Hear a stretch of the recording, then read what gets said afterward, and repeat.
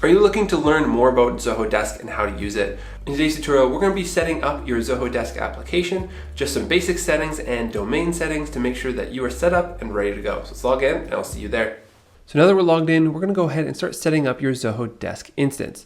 So in order to do that, we first have to go over here to the settings tab, and then we can go over to the general heading over here and click on company. So we start to get a better idea of what information has been inputted and how we can go about editing it.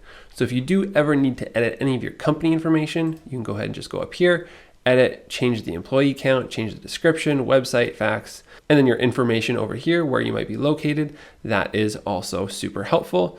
So that is where you'd go about to set up that information if you haven't done it already. Now, if you go over to rebranding over here, this is where you can upload some of your logos. So your company logo and your favicon, then your logo link back URL. So where you want that to go, usually your website when someone clicks on your logo. So the logo size shouldn't be more than 2 megabytes and it should be 200 by 40 pixels in these formats over here. So just keep that in the back of your mind as well.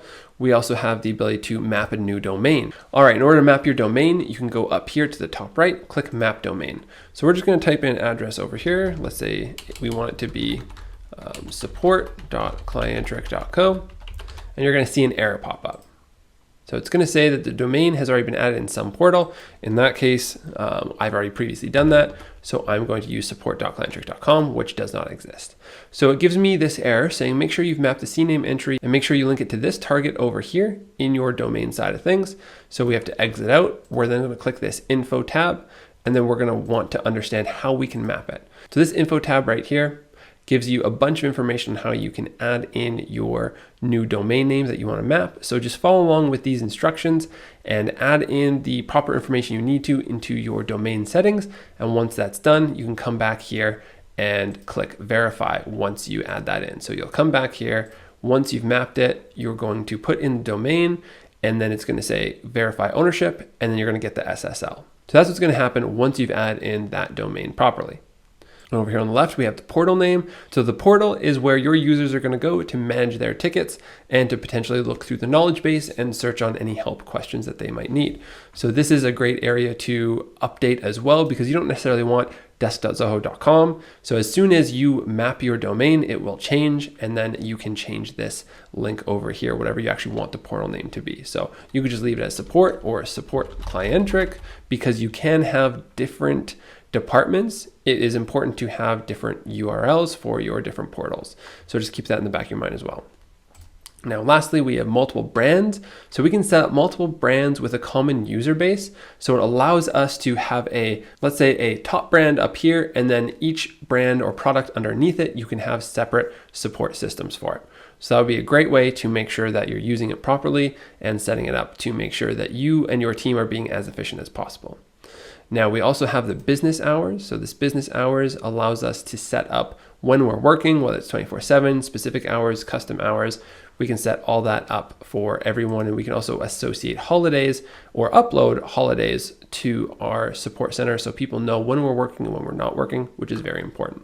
On the left-hand side, you can also add a holiday list over here, or just choose on the calendar what days you are not going to be in the office.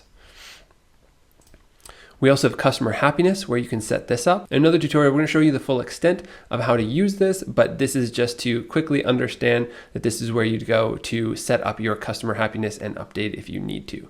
So we also have products, departments, and Zia, which is a Zoho virtual assistant that you can use. Now, this is pretty powerful. We haven't spent a lot of time on Zia, but it can be very powerful for your organization if you do need it. Now over here, we also have game scope, so you can get different points for individuals, and you might even be able to apply some sort of monetary or, let's say, a more reward-based system on these game scopes that you get to create. So it's just one of those items that you can go ahead and create a little gamification within your support team to help motivate them to make sure they're doing the best job possible. So that is another thing you can do. With trophies and badges, you can set all that stuff up. Now, lastly, we want to set up and make sure your personal settings are set up correctly. So if you go over here to the user and click My Profile, you're going to be taken to your main profile over here, which has all of your information. So you can see your email, you can add in your phone, extension, your mobile number, all that good stuff. You can see what departments you're associated with, and you can edit this as well. So you can go through and click that. This is going to change your individual user settings, and you can see your roles and permissions. Now, if you click more, you can go back and add in additional information like which channel you are an expert in, your bio, your phone, all that good stuff there as well. And now right now there are no teams associated to you, but you can see this information if you are associated with a team. We also have our preferences, so you can use this settings tab on the left, or you can click this button over here and click the preferences. This is going to take you to the exact same page. Now, this preferences over here allows you to select the default home page that appears when you log in. So right now we have it set up so the views, the list view is what it goes to, but you can set it to basically anything within this. So just know that you can change that if you don't like that view, whether it's the headquarters, team feeds, or maybe it's your profile that you want to see to know what is needing to be worked on or what is assigned to you every time.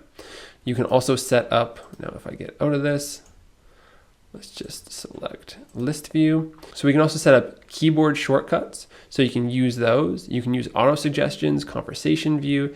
You can have a default send behavior, depending on what that is, send to end close or just send. You can set up the name format. You can add your signature, your language, your country, and time zone. So this is a lot of your personal settings that you will need to set up properly. But that's it for this tutorial. So make sure you subscribe down below. That helps us reach more individuals like yourself who are struggling and want to learn how to actually implement all these Zoho applications.